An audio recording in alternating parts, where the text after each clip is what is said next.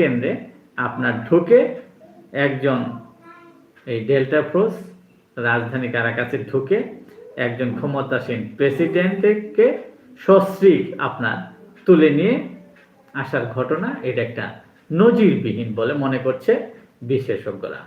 এটা একটা প্রকৃতপক্ষে একটা নজিরবিহীন বিরল ঘটনা, যে একটা ক্ষমতাসীন প্রেসিডেন্টকে তার স্ত্রী সহ ধরে নিয়ে আপনি সেখান থেকে এসে পড়লেন। এই ধরনের ঘটনা আসলে একটা বিরল ঘটনা।